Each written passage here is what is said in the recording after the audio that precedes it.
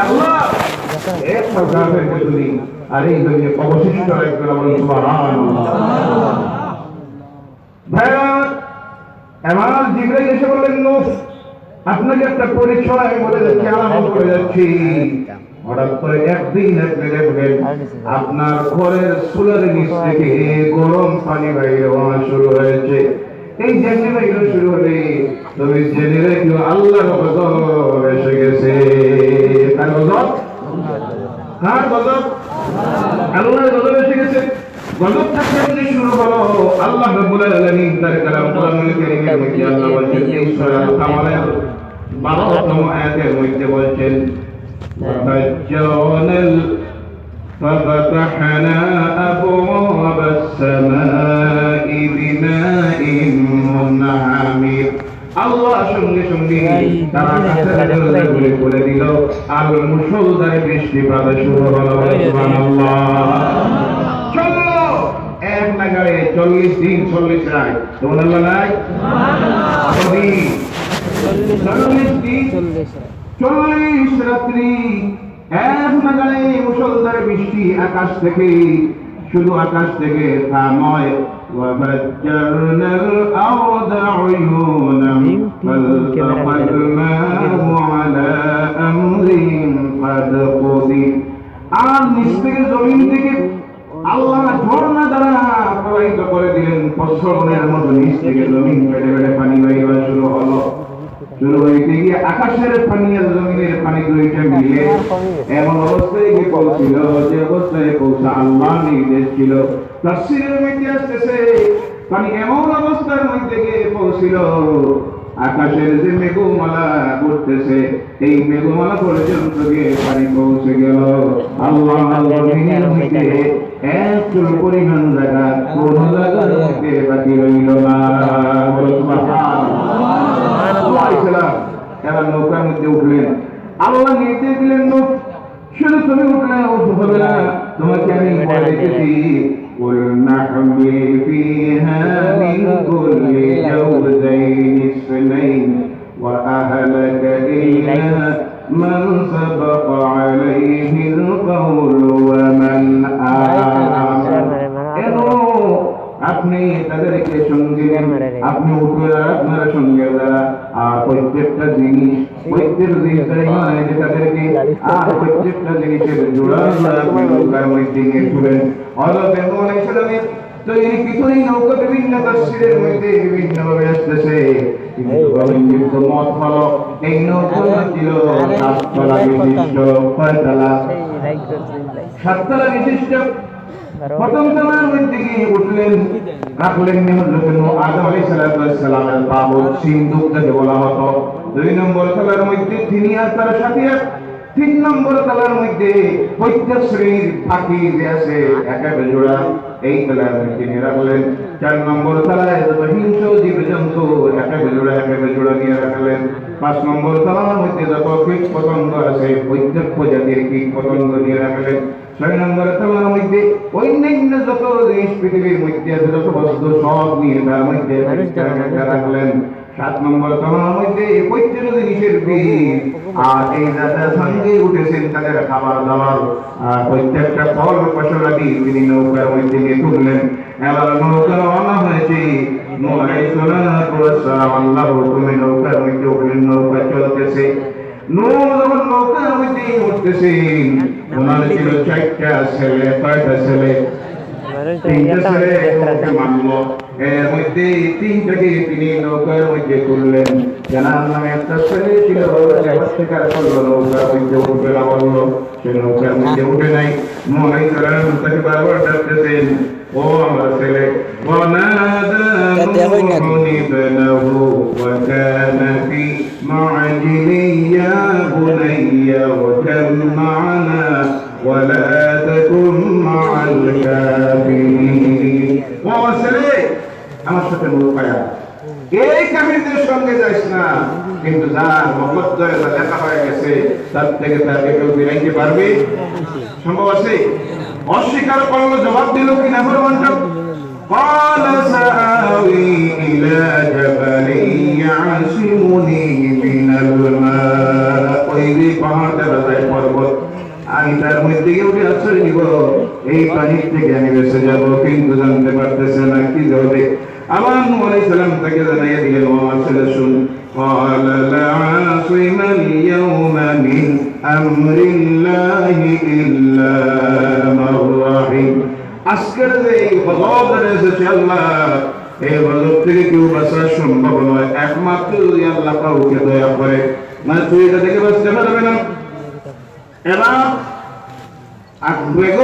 পানি ঢেউ আসতেছে, পাহাড় সমতুল্য উঁচু হয়ে হয়ে পানি ঢেউ দিতেছে।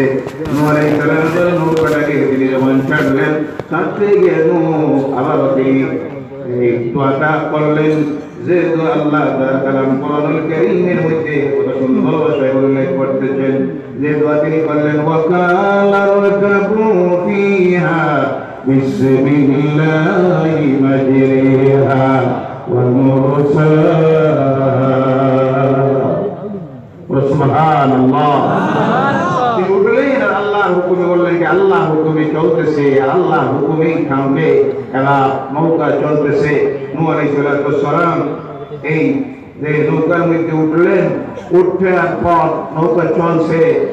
যেই দিন এই ঘটনা আল্লাহ রাব্বুল আলামিন ঘটালেন, সেই দিনটা ছিল রজবের মাসের 2 তারিখ। কয় তারিখ?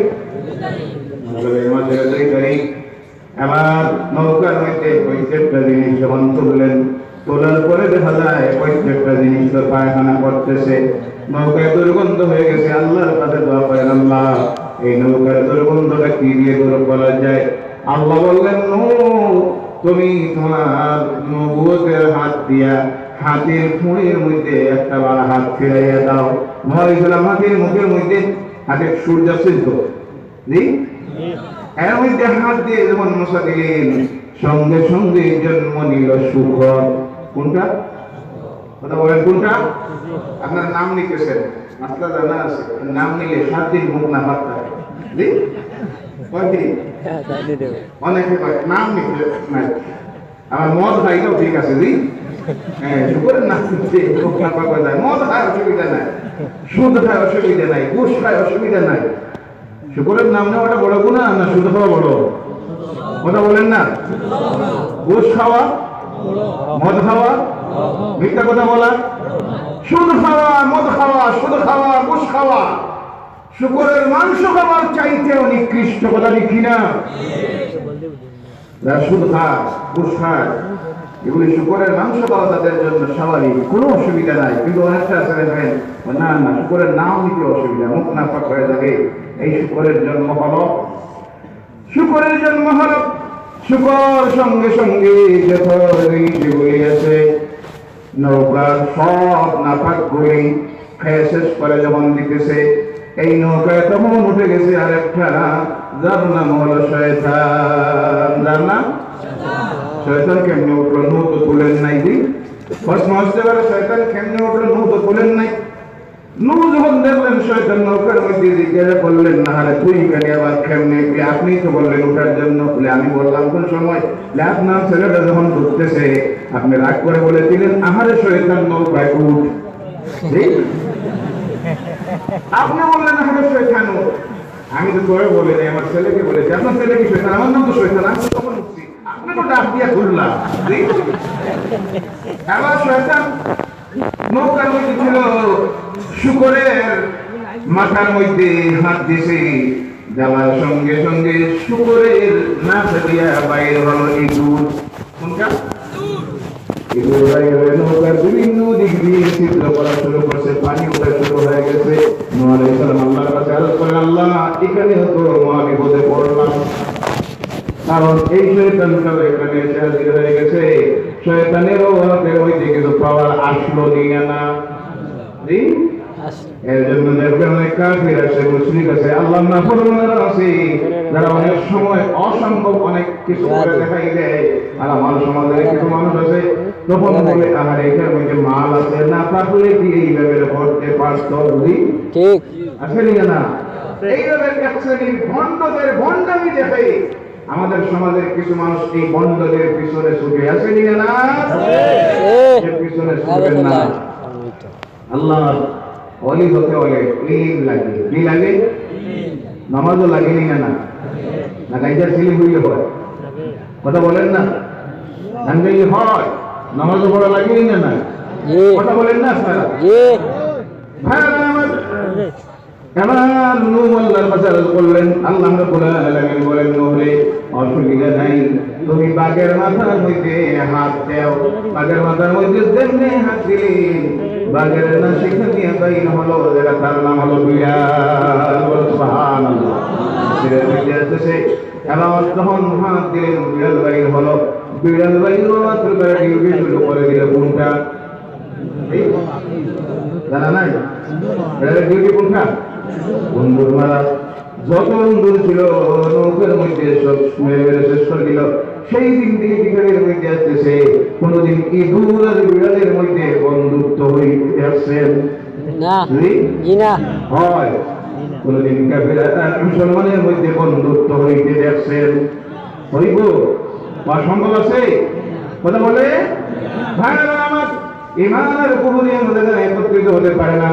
ইসলামের সঙ্গে অন্য কোন ধর্মের কখনো বন্ধুত্ব হতে পারে না, কারণ দুইটা দুই মেরুর। একদিকে ইসলাম হলো ওয়াহদানিয়তের, ইসলামের ঘোষণা হলো লা ইলাহা ইল্লাল্লাহ, আর অন্য যারা তারা এই লা ইলাহা ইল্লাল্লাহকে অস্বীকার করে, তারা তাদের নিজের মন গড়া মতবাদ, তাদের নিজের তৈরি দেবতাগুলি উপাস্যগুলি তারা বানায়, ইসলাম সেগুলিকে অস্বীকার করে। ইসলামের ঘোষণা হলো লা ইলাহা ইল্লাল্লাহ। এর জন্য যারা লা ইলাহা ইল্লাল্লাহ বিশ্বাসী হয়, দুনিয়ায় তারা লা ইলাহা ইল্লাল্লাহ বিশ্বাসী বন্ধু হয়, অন্য কাউকে তারা বন্ধু হিসেবে গ্রহণ করতে পারে না। এবার নৌকা চলতেছে, দিনের বৃষ্টি যখন আল্লাহ নিজে বন্ধ হলো, এবার আকাশের বৃষ্টি বন্ধ হলো, জমিনের পানি বন্ধ হলো। আল্লাহ জিবরাইল আলাইহিস সালামকে পাঠাইলেন, জিবরাইল তুমি চলে যাও। এই সময় আল্লাহ জমিনের মধ্যে শুধুই আছে নূহের নৌকা, আর কোন জিনিস নাই, একটা মানুষ নাই। নূহ দোয়া করেছিলেন, আল্লাহ একটা কাফেরকে তুমি জমিনে রাখিও না, যা ছিল সবগুলি ধ্বংস হয়ে জমিন থেকে বিদায় হয়ে গেল। আল্লাহ নিদর্শন রাখলেন, আমি আল্লাহ যদি চাই তোমরা যে মনে মনে পাবো ক্ষমতায় যাওয়ার পরে আমার চাইতে ক্ষমতাশীল আর কেউ, তোমরা ক্ষমতা যাওয়ার পর জনসম্পদ পাওয়ার পরে তোমাদেরকে সবচেয়ে বড় শক্তিশালী ভাবো, ক্ষমতায় গিয়ে তোমরা তোলাকে সংযোজন করো। আমি আল্লাহ ধ্বংস করতে হলে বেশি কিছুর প্রয়োজন হয় না, শুধু আকাশের মেঘমালাকে বললাম বর্ষিত হোক, আর জমিনকে বললাম জমিন থেকে পানি জারি হয়ে গেল। এই দুইটা শুধু দিলাম, পানি আর পানি। জমিনে একটাও তাদের সেই দিনের বাকি হইল না। নিদর্শন আল্লাহ রাখলো, যারা আল্লাহর নাফরমানি জমিনে করে আল্লাহর গজব তাদের জন্য অবলোকিত হয়ে যায়। আজকে ভাইরা আল্লাহ দিল করোনা, কোনটা? কোভিড-19, বিভিন্ন নাম বার করে। আচ্ছা, এখন আসছে, শেষ হয়ে গেছে নাকি? করোনা শেষ না আছে? কথা বলেন না আছে? বহু টাকা বিদায় হয়েছে। প্রথম বিদায় দেওয়া হইল থালা বাসন বাজাইয়া, মনে আছে না? ধরাইয়া দা আসলে গেল, রইল কিছু বাকি। এর বাদে দেওয়া হইল করে দরজা লাগাও, কোনটা লাগাও? কথা বলতে আপনাদের সুবিধা হয় ঘরে দরজা লাগাও, আর বাইরে মোমবাতি জ্বালাও। যারা আছে সব যাওয়ার রাস্তা দেখাই দেওয়া হইল, বাতি জ্বালাইয়া। কোনটা জ্বালাইয়া? এগুলি পাগল না ছাগল? ছাগল। কথা বলেন না আপনারা? যে সময় পৃথিবীর মানুষ সন্দেশ করতে দেখতেছে, সেই সময় করোনার বিদায় দেওয়া হয়েছে মোমবাতি জ্বালাইয়া, থালা বাসন বাজাইয়া। আউযুবিল্লাহ বলবেন না? এর জন্য আল্লাহ রাসূল বলছে, একটা সময় আসবে এই দলের জাহিলেরা পৃথিবীর ক্ষমতায় বসবে, দেশ চালাইবে। সময় বাকি রয়েছে না? আইছে বাকি থাকে না। এর বাদে বাকি আরো কিছু রইল, যাদেরকে ধরলো মেডিসিন দেওয়া হইল।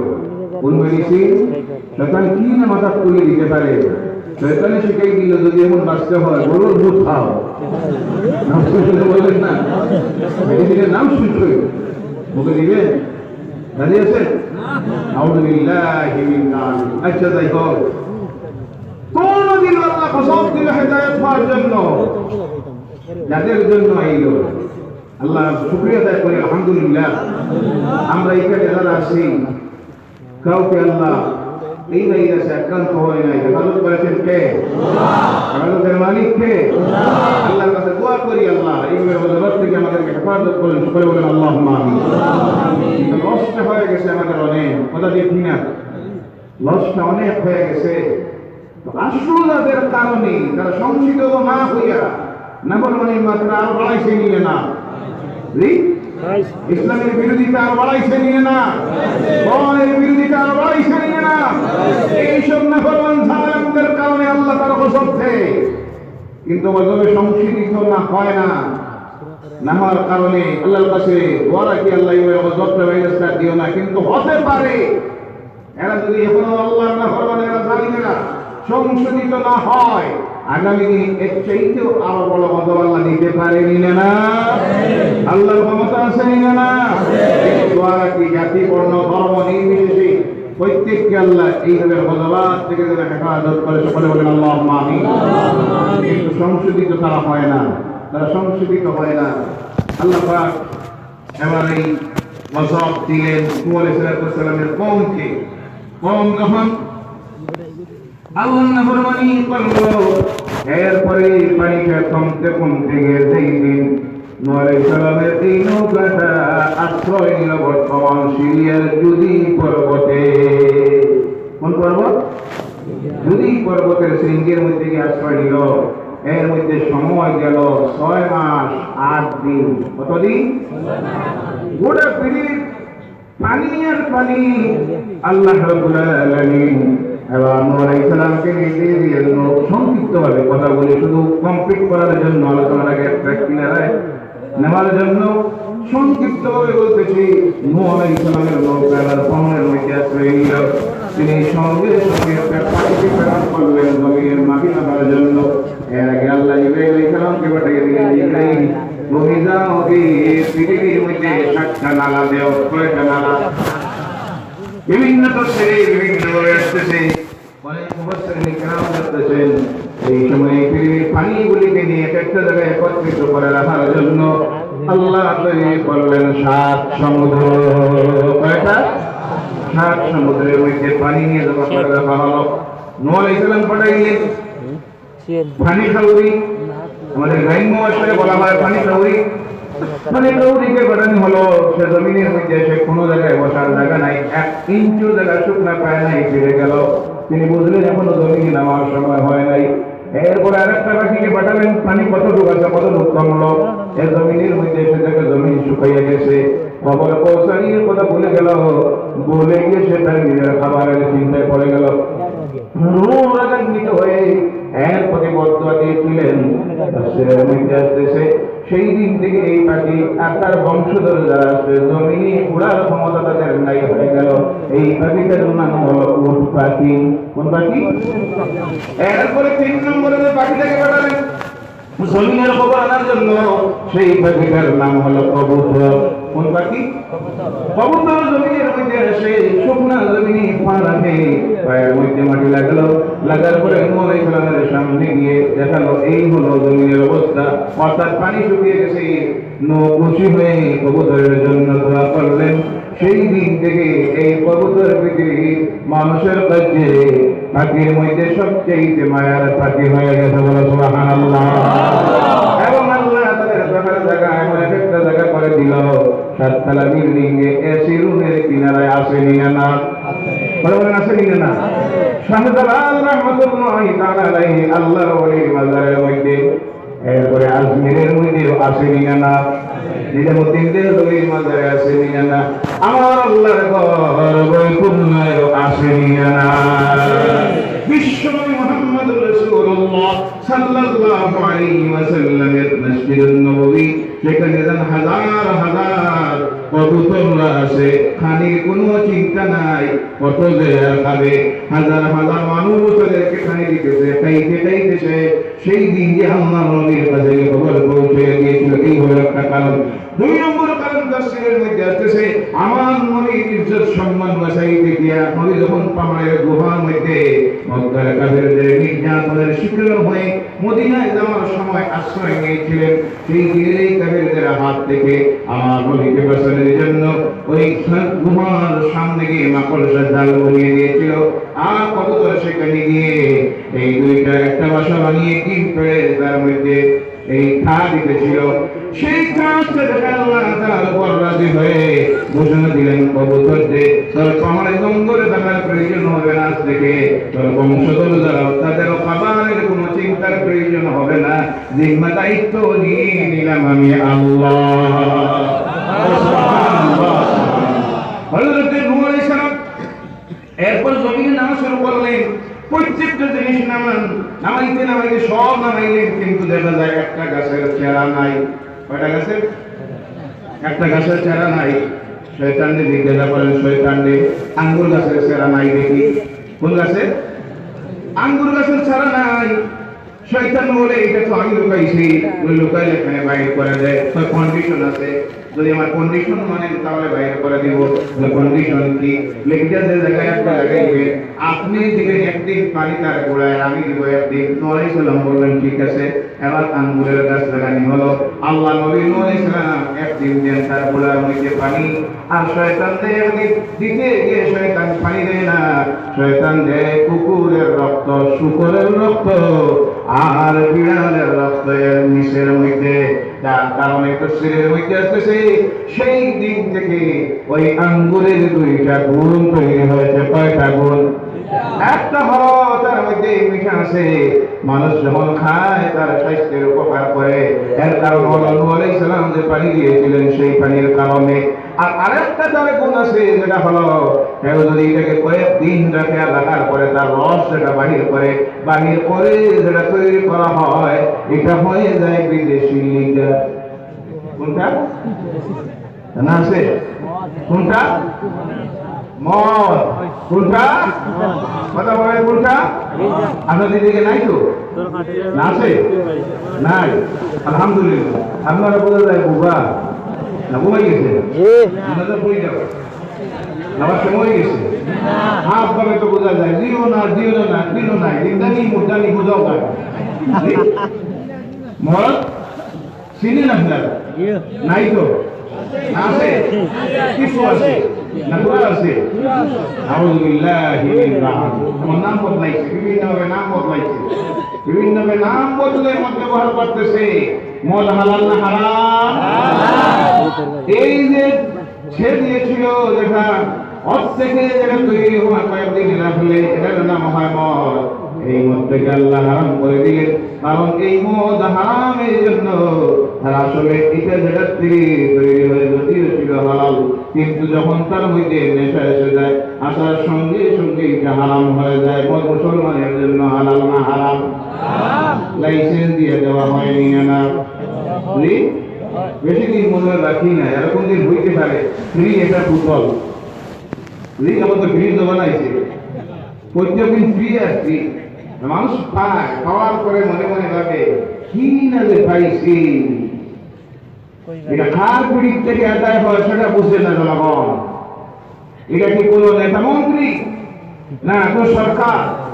দেখুন সরকার হোক, দেখুন নেতা হোক, মন্ত্রী হোক, এটা কি তার বাবার টাকা দেয় আপনারে যেটা ফ্রি দেওয়া হয়? এটা কার টাকা? জনগণের ট্যাক্স। কার ট্যাক্স? আপনারা অনেকে আছে এখানে মনে মনে ভাবতে পারেন যে আমরা তো ট্যাক্স দিই না। ট্যাক্স শুধু যে যারা সরকারি চাকরি করে বা বড় বড় প্রতিষ্ঠিত ব্যবসায়ী তারা ট্যাক্স দেয়, জিএসটি দেয় বা বিভিন্ন ট্যাক্স দেয়, আমরা তো দেই না। এখানে একজন পাবলিক বাকি না। যারা বসে আসেন প্রত্যেকে সকালে ঘুম থেকে উঠা পর্যন্ত ঘুমানি পর্যন্ত ট্যাক্স দেওয়া লাগেনি না? ইলেকট্রিক বিল আসেনি না? দোকানে গিয়ে আপনি ডাইল পরিব করলেন, কোনটা ট্যাক্স লাগাইলে আসেনি না? পেঁয়াজ পরিব করলেন, ট্যাক্স আসেনি না? ঔষধ পরিব করলেন, ট্যাক্স আসেনি না? এমন একটা বস্তু বলুন আপনি, গ্যাস বলুন, চিনি বলুন, ডাইল বলুন, নিত্য প্রয়োজনীয় প্রত্যেকটার উপরে ট্যাক্স আসেনি না? এই ট্যাক্স আবার ফিরাই আপনারা দেওয়া হয়। আর এমনি পায় মনে মনে কয় লকডাউনে ফ্রি চাউল পাইছি। আরে বাবা, এই ঠেলা এখন মার হইতেছে গ্যাস সিলিন্ডার দিয়া, কোনটা দিয়া, পেঁয়াজে দিয়া, আলু দিয়া, এমনি পাইছে কয় ফ্রি পাইছি। যারা 5,000, 7,000, 500, 1000 এমনি পায় কয় কি না পাইলাম, তোমার পিঠির সাল তুলিয়া তোমার সাদর উড়ানি হইতেছে, তুমি কে পাও না।